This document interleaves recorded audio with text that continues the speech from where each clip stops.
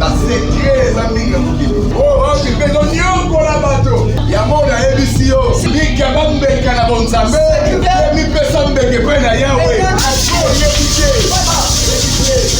même chose à Moussala. Moussala est comme le Keba. Zabulu ayebaka ete akomaka makasi epai ya moto soki moto ali kose détaché na moto asambela muyata qui se détache à la chaleur et la puissance de Dieu. Bandeko, Mais bien aimé, nalingi olanda mpenza malamu. je veux que tu suives vraiment bien. ezali pasi mpe mawa C'est très difficile et trop épeurant epai ya moto oyo à celui apesaka importance mingi qui privilège beaucoup. surtout yo chrétien to chrétien Surtout toi chrétien ou chrétien, ozopesa importance mingi na matango mingi na makambo ya mosuni tu donnes plus d'importance aux choses physiques. mais kokende kosambela ozonéglige ya Aller prier, tu le négliges. c'est une erreur très grave Ezambeba ya makasi, très grave ya makasi penza. esengo na yo Heureux toi, moto wapi c'est lui qui ozopesa nzambe batambono ya bomoi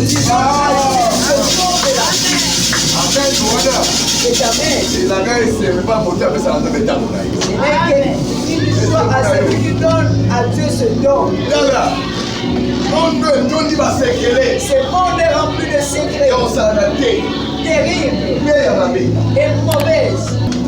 basekre eza mingi ya mokili Il y a beaucoup de secrets dans le monde. oyo mpenza nyongola bato Par où ça fait souffrir aussi les gens. yango nayebisi yo C'est pourquoi moi je te dis, bika bambeka na bonzambe sacrifie-toi dans la divinité. mipesa mbeke mpe na Et yawe donne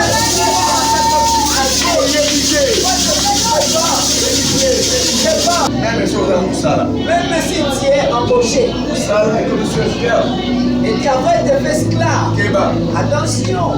vendredi nayebisaki peuple ya Le nzambe vendredi, je dis au peuple de Dieu, zabulu ayebaka ete le diable sait que akomaka makasi epai ya moto il est plus fort à celui soki moto ali kose détaché na moto azambela mbuyata qui se détache à la chaleur et la puissance de Dieu. eza lokola ndambo bakangi na bakadena C'est comme une maison blindée, moyen enfermée. pénétré ozelo okuna eza Il n'y a pas moyen de pénétrer, de prendre quelque balongoli chose. bakadena Mais si on enlève les cadenas, otiki yango na biloko na kati on le laisse avec le bien important à l'intérieur. oyeba okota zwi La nuit, le volet va entrer et prendre. peuple ya nzambe Peuple de Dieu, me azotambola likolo ya sujet voka je marche toujours sur ce sujet de Voka. voka Voka. afandaki na mamokolo J'étais avec une maman hier, on s'est parlé. ebatere atei Je lui ai dit, les prédications que j'ai prêchées le dimanche, le jeudi, est-ce que... abatika wana mateya ya ngai Elle m'a répondu, là c'est ma prédication. mateya mpe ya famille na biso C'est la prédication sur ma famille. Nous aussi, biso mpe nous aussi, na mabele kokata 9 communes nous pouvons avoir une portion de terre qui va avoir 9 communes. nendake na Quand j'y vais, naona kombo oyebisisa voka j'écoute parler de ce jour-là de Voka. toke na voka Allons Voka, allons Voka. biso kuta na voka na biso Nous aussi, nous avons notre Voka. abati kokestionne J'ai commencé à lui abati poser des questions. kolimbolela nga siko makambo elenge na famille ya bango Elle a commencé maintenant à m'expliquer les choses qui sont passées dans ndenga sa aza vie. wana Telle qu'elle est là, aza na ntina mpe besoin ya délivrance elle a vraiment fait loin de la délivrance. ndenge mpe abi papa ndenge olimboleli makambo ya voka epai na biso mpe eza bongo Elle a dit, tel que tu l'as expliqué chez nous, aussi, nzamba na c'est biso vraiment aussi. basomba eza mpe basimetie na kati La forêt que notre père a achetée, il y a le cimetière aussi à l'intérieur. o voka Parce que Voka, ezaka zamba c'est une forêt. mpo na kati mpe basimetie ezali À l'intérieur, il y a aussi les cimetières. me bafamille mpe Dans les familles aussi, mapambo mpe ya famille les parcelles familiales. ekomaka mpe defa voka Ça devait aussi un Voka familial. yata bango baboti bana na bango Papa, wana maman aille ces enfants-là. makambo nyonso ya bango ezalaka wana Tous les affaires se situent là. meme soki babibakei Même si quand ils sortent, ils s'en vont. wana ekei référence na bango Là-bas, ça reste toujours les références. bakoki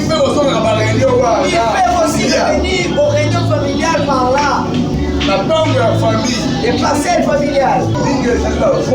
Beaucoup plus, ce sont des faux cas. Les enfants, les petits-enfants, les petits-enfants. J'avais expliqué encore que d'autres parcelles, là que nous allons aussi louer des maisons. Sache que quand tu loues une maison là-bas, les affaires des faux cas, Dieu c'est le terre. Quand tu viens fouler tes pieds dans cet endroit, tu peux être partisan à ces choses. Pendant que je cherchais l'explication, j'étais là. Le Seigneur m'a donné cette inspiration. Je connais les vocats. Mais les détails de sa profondeur, je n'en ai fait pas beaucoup. Directement, j'avais écrit à mon papa. C'est par là qu'il m'a fait les détails. Mais j'ai vu encore hier, il m'a envoyé encore. Il a ajouté encore ceci. Suivez-moi bien. Il m'a dit, Adélie, tu vois aussi notre palais du peuple. C'est comme le phoque du Congo. C'est là qu'il y a des réunions qui se font pour le pays. Là où on décide pour le pays, choisir des lois. Je suis revenu sur moi-même. Tu vois comment que ça avance. Les choses que moi je parle, il faut que tu les tiennes. Oui. Parlement est le siège de l'institution. Parlement, c'est le siège des institutions. Là où on décide. Maintenant ici, quand je parle des focas, les focas c'est un endroit. Un lieu. Comme on donne l'exemple, il pourrait des gens, ils passaient le familial. Nous les parlons dans les cadres spirituels. Je fais avec les détails. Parce que nous avons lu dans le livre de Genèse, chapitre 29 à 26. Foka. Et où tu vas? Où est-ce que ça provient? Ça provient de l'organisation que des gens ont fait. Pour une personne.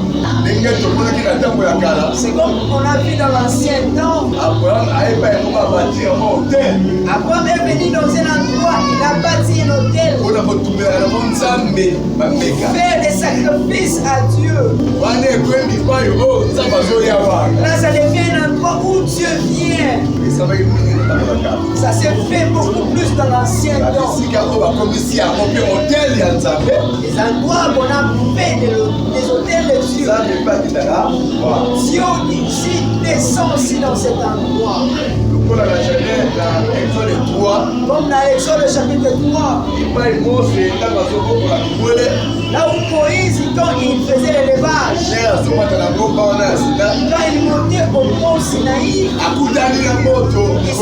il s'est rencontré avec les puissants ardents. C'était tout un Dieu dans un feu. Et Dieu l'a dit, avant que tu t'approches, ici il faut ôter des sandales. Cet endroit que tu étais descendu, c'était devenu tout un hôtel. Et après, ce lieu, parce que beaucoup plus dans ce pays, comme en Europe ou en Afrique ici, ces lieux sont restés comme des sites touristiques. Là où les enfants d'Israël ont habité. Beaucoup de pays ont gardé cet endroit. En Éthiopie. Là où les gens disent oh non, j'ai vu la tournée de feu ici. Dès aujourd'hui ici, ça ne sera pas la maison. Ça devient un endroit où nous allons venir prier Dieu. À Kikombo aussi c'est un faux cas.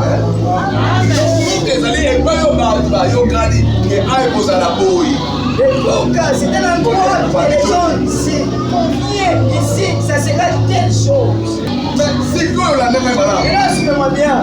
Moïse amati na ngomba. Moïse a monté à montagne. Ça va bengi basola nai. Dieu l'a appelé pour lui parler. Na sima bana ya Israël. Derrière les enfants d'Israël. Bayebisi Aaron. On dit à Aaron. Yolembi mpe na Moïse ango. Nous sommes fatigués de ces Moïse. Depuis akendaki aumela ye. Depuis qu'il est parti, il a pris beaucoup de temps. Zela biso eloko moko awa tosambelela. Fais-nous quelque chose ici, afin qu'on l'adore. Yayebisi bango. Il les a répondu. Alokola biloko bato ya or balataki. Ils enlèvent tous les billets qui se portaient en or.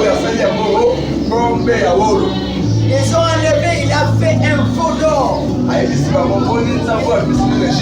dit, vous voyez le Dieu qui vous a fait sortir de l'Égypte. Donc ils ont pris une image. Ils ont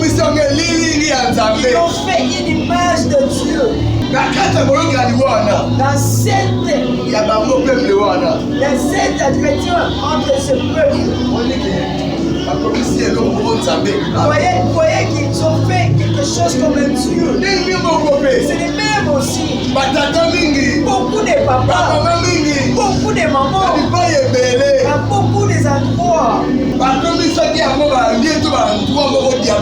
les ont fait des endroits diaboliques. Des endroits de sacrifices. Des réunions sorcelleries. Dès que beaucoup de personnes aujourd'hui, ça est. Beaucoup de personnes à Kinshasa, c'est comme ça. Vous dormez, vous vous réveillez, vous mangez là. Or, c'est un fait endroit de rencontres, de réunions sorcelleries. Parce que ce sont des gens qui se sont convenus de le faire comme ça, c'est endroit. D'autres endroits, ils l'ont fait comme Foka, comme je vous explique. Ça devient comme un vrai endroit. Là où on n'a pas de champs pendant la nuit. Abattoir. Ils tuent les gens là. S'ils prennent quelqu'un dans la sorcellerie, c'est cet endroit-là qui vont faire tous leurs sacrifices. Quand je priais, il dit à Dieu, savez-vous que ces choses énervent beaucoup les sorciers? Si tu vas bien les suivre et les conserver ou les garder, ça sera très bien. Dans les associations, ces papas-là, dans cette dame-là, dans sa parcelle, lui il a fait comme un phoque. Il s'est levé la place des pratiques démoniaques qui se font à tout moment. Sur cette avenue-là, les sorciers du quartier là-bas, c'est notre lieu de rencontre. On se rencontre là pendant la nuit. Les autres aussi, ils peuvent prendre un endroit. Il le fait comme un marché sorcellerie. Là où ils vendent de fils humaines. Celui-là a porté la vie de l'autre et l'a amené dans cet endroit. Il va le vendre aux gens qui vont venir dans cet endroit. Marché nocturne. Les autres, sa parcelle ou leur parcelle. C'est un endroit où on fait des sacrifices. Et sont toutes les nuits.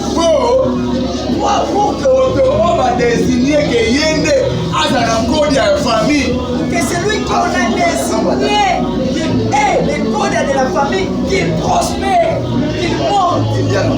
Et ça mange les gens. Mais son pouvoir, ça se trouve dans cet endroit-là. C'est pourquoi vous verrez dans d'autres parcelles, le papa est mort, maman est morte, les enfants sont restés avec leurs petits enfants. Si les autres, ils se disent qu'ils vont vendre, tu verras, ils deviennent comme les Goliath. Si vous mettez la dédicace, les vendre simplement, il va commencer à vous bouffer. La raison c'est quoi? Parfois, je suis irrité. Je ne veux pas que ces bocas soient disloqués. C'est pourquoi il faut faire beaucoup attention avec cette affaire-là de parcelles familiales. Beaucoup plus accepter les décisions privées. Parce que quand on va vendre, mon argent de ta part sera là comme ici. Si on ne vend pas aussi, il y a toujours ta part là-bas. Mais ne sois pas beaucoup plus décideur. Dis-moi bien. Il y a beaucoup de choses plus. Il y a des causes de base, il y a souffrance, il y a blocage. Il y a beaucoup de qui est la cause de base de la souffrance de beaucoup de vies humaines. Cet endroit, on l'a sacrifié sorcelleriquement dans des marchés nocturnes. Les papas déjà négocié. Il a déjà fait les marchés depuis longtemps, vous ne savez pas. La maman a déjà fait son marché. Comme j'ai 9 enfants.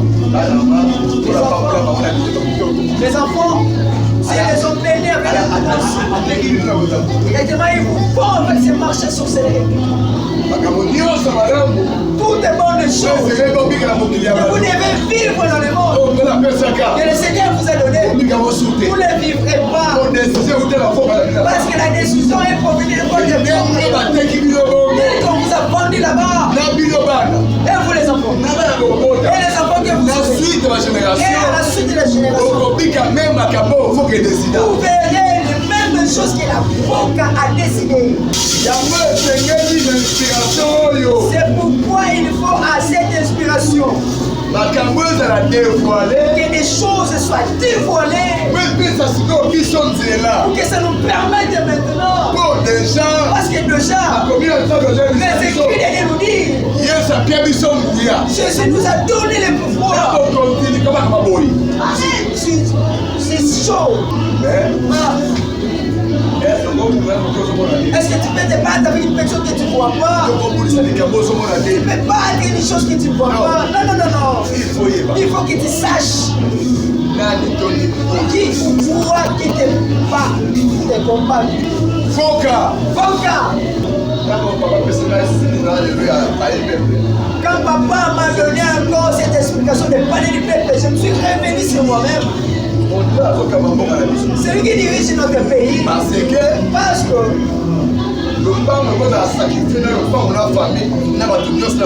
la personne peut être sacrifiée et tout le monde est toute leur vie. C'est le même comme un pays. Il y a d'autres villages. On ne siffle pas pendant la nuit. Il faut se promener dans le monde pour voir. Il y a d'autres villages aussi qui entrent là-bas. C'est fait 18 heures. Personne ne peut crier. Personne ne peut piler. Après 18 heures, nous c'est pas. Il y a d'autres villages. Il y a aussi des gens qui peuvent aller loin avec ses limites. Pourquoi? Parfois dans ce village, il y a des esprits qui apparaissent pendant la nuit. C'est le chef de village qui connaît toutes ces choses. Que Dieu bénisse notre chef de l'État. Quand il a eu le pouvoir, il a appelé tout le monde au stade. Je ne sais pas si ça s'était déjà fait dans le monde. Même si dans ces rencontres, il y a eu des pasteurs occultistes qui étaient là. Mais c'est le geste qui a compté pour nous. De dire à Dieu, je te donne tous ces pays et les trônes que j'ai eus. Moi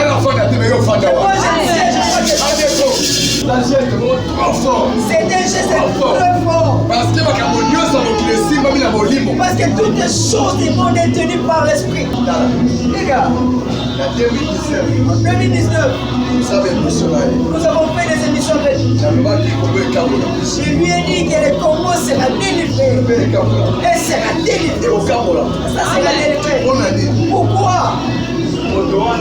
C'est la personne là. Soit qu'il faut qu'à eux, ça aide, ça fait son contact. Il a eu le faux qui est la RDC. Il a sacrifice, ça m'a kilé, ça m'a trop dans mon il y a beaucoup de sacrifices, de sang qui se sont. Les magiciens vont sacrifier combien de fois? Les magiciens ont sacrifié des gens combien de fois? Les magiciens Primacouria. Les magiciens de Primacouria. Ils sont sortis de l'Inde. Ils sont venus ici pour faire les affaires, les cérémonies. Dans la voie de Bakongo. Je dis simplement Bakongo en général. Il y avait une route. Les gens mouraient terriblement.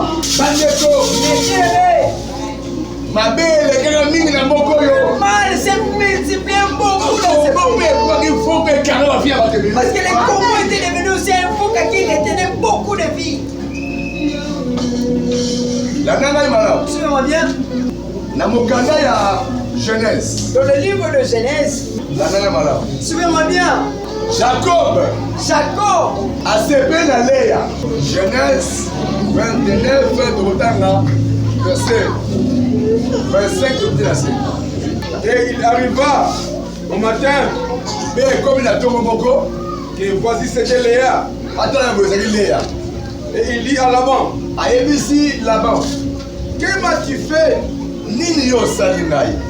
N'est-ce pas pour Rachel que je t'ai servi? Naï, est-ce que na sema osala n'est pas na yote pour la Rachel?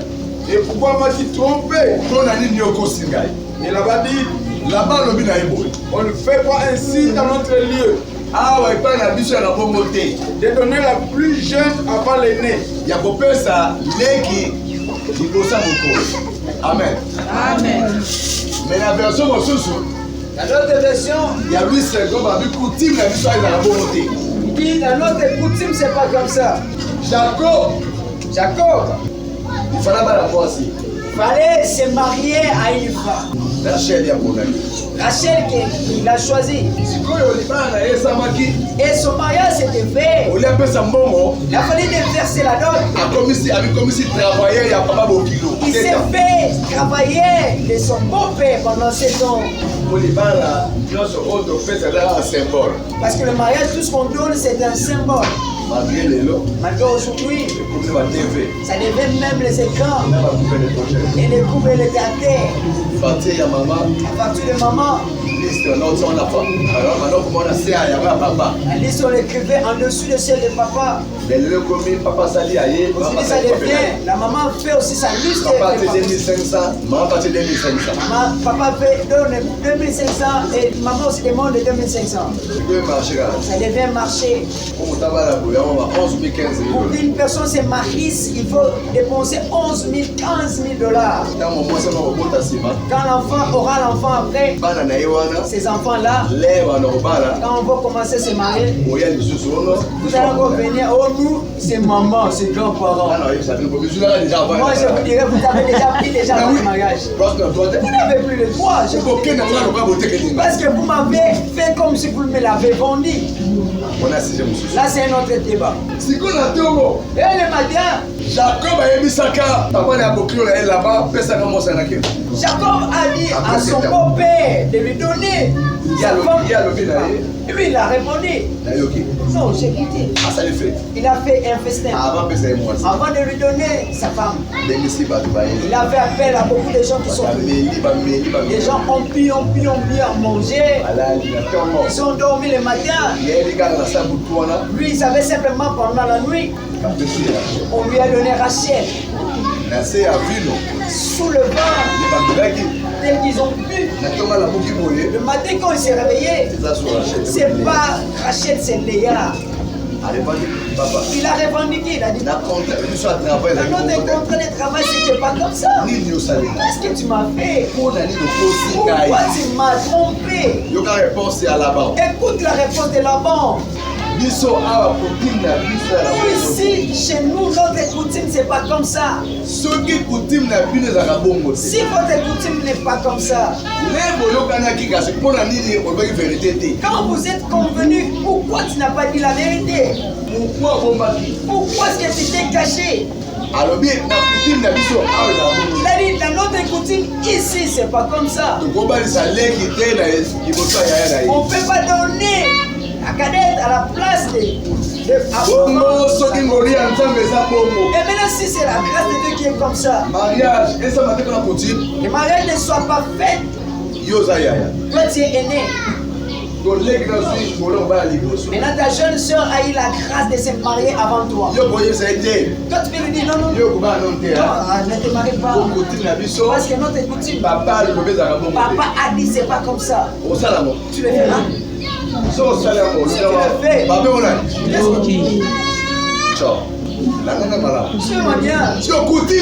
là c'est coutume. D'où est-ce que ça provient? C'est pourquoi j'avais dit que ce sont des organisations humaines. Ils ont pensé de le faire comme ça. Mais d'une façon ténébreuse. Maintenant là où tu es, réfléchis bien sur toi-même. Regarde bien. Parce que là où tu es, ce n'est pas votre maison ou ta maison. Tu as laissé ta maison là-bas.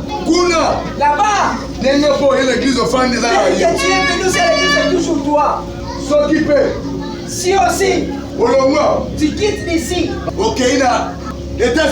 Tu vas aux États-Unis d'Amérique. Ça sera toujours toi. Tout déplacement que tu fais, sache que c'est toujours toi. Avec ton physique. Mais une partie de la vie spirituelle. Mais une partie de ta vie spirituelle, c'est toujours toi. Qu'est-ce que je veux dire par là? Si tu as été maudit là où tu es né, sache que tout déplacement que tu feras, tu vas marcher avec cette malédiction. Tu auras cette malédiction. Qui a déjà marché? Il a le bibon dans son pied.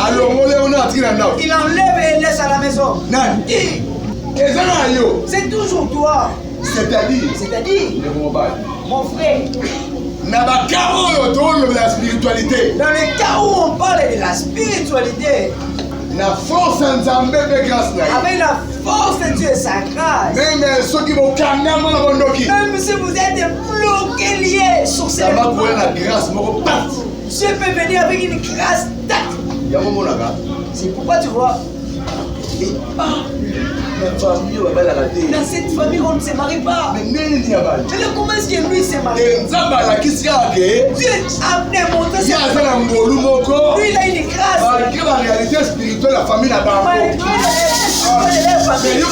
Mais écoute-moi bien, cette grâce peut venir. Tu vas aussi. Mais si tu n'es pas délivré, ces choses spirituelles, tu connaissais si bien et te connais. Là où tu vas, s'il y en a toujours dans ton corps, c'est pourquoi tu vois, on dit le lien héréditaire. Attention, il faut faire beaucoup d'attention. C'est force. C'est aussi te poursuivre et te réclamer des choses.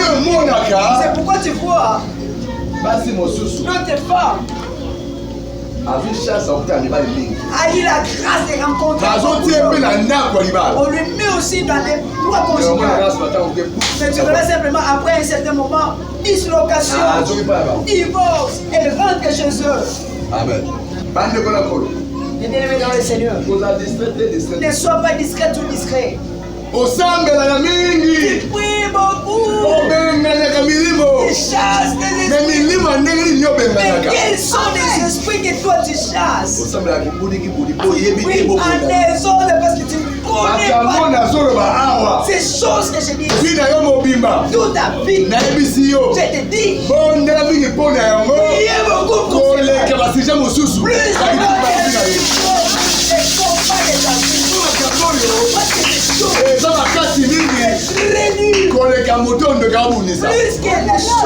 plus que les combats, les sorciers des combats aujourd'hui et demain. La grâce vient, les combats est renversé. Mais c'est chaud. Ça peut faire tout un siècle en 1000 ans. Dans la vie des gens. tu pries. Et ça. Et après quelques années, ces choses-là te poursuivent encore. C'est pourquoi tu vois, d'autres sont là, ils vivent là où ils s'est mariés. Et papa, il a besoin de vivre. Mais c'est un moment. Les choses vont le suivre après. Il fait que les choses, dès qu'il était quand même chez eux, tu fais simplement un songe. Ces jours-là, c'est toi qui fais la vaisselle chez vous. Si tu vois comme ça, il ne faut pas blaguer.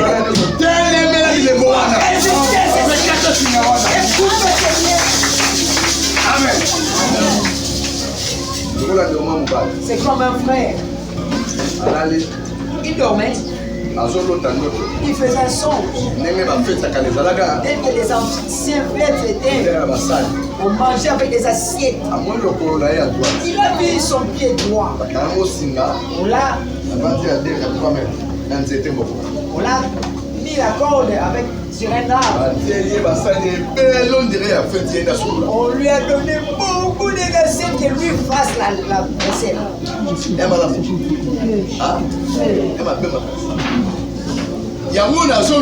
C'est pourquoi j'ai dit, il faut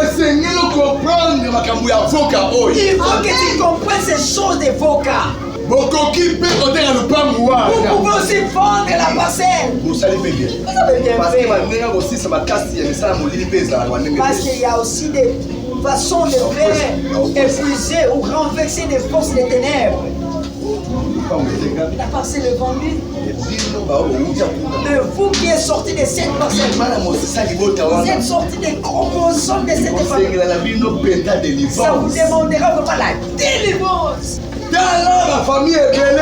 Observe beaucoup de familles. Comment est-ce qu'ils vivent? Beaucoup de personnes qui ont comme ça, tu dis, comment est-ce qu'ils vivent ici? Même la maison louée. Si tu es intelligent, les choses que moi je fais. Si tu regardes telle personne, tu regardes. Parce qu'il y a des personnes qui ont l'intelligence spirituelle. Ils savent bien discerner les choses. Si tu regardes simplement. Il y a un commissionnaire, non, pas ici. Je ne suis pas content. Que Dieu bénisse telle personne. Il rajoute encore beaucoup d'intelligence. Il y a beaucoup de choses. Que les gens ne savent pas. À quelle raison? Pour la ruse du diable. Parce que le monde est ténèbres. Sa force chez vous, c'est beaucoup plus l'ignorance, l'inconscience et l'aveuglement. Qu'est-ce qu'ils verront? Ils vont enlever l'idée, la pensée. C'est comme le Dieu. Ici simplement nous étions avec eux, on causait. Celui-là vit chez eux et l'autre à Diagonal. Et le vieux causait, moi j'étais là. C'est quoi que c'est bien? Nous sommes bien. Ces gens-là les voient.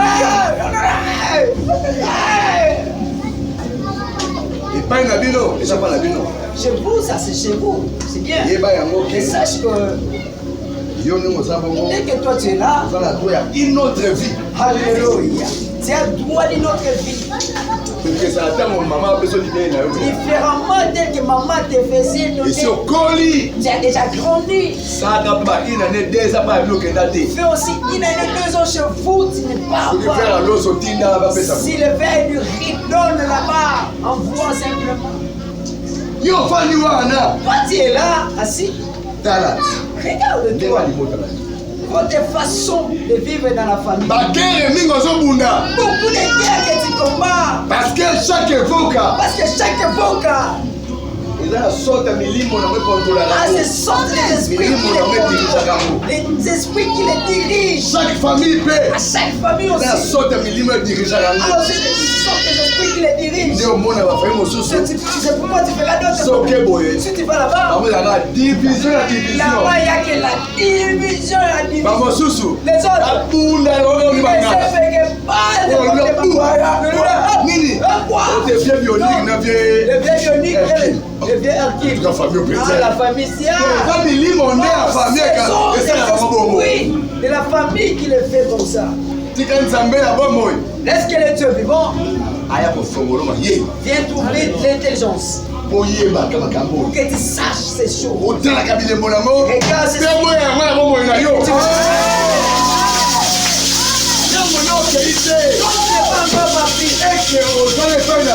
et que tu es encore chez vous. Il faut avoir beaucoup d'intelligence. Il y a d'autres choses.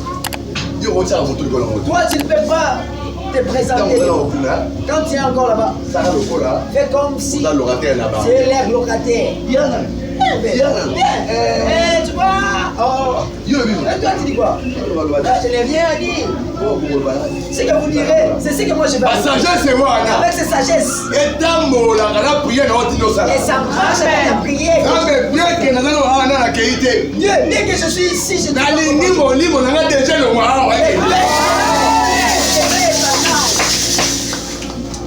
il faut avoir l'intelligence.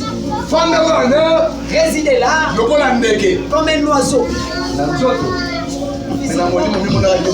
Un esprit qui te voit déjà parti.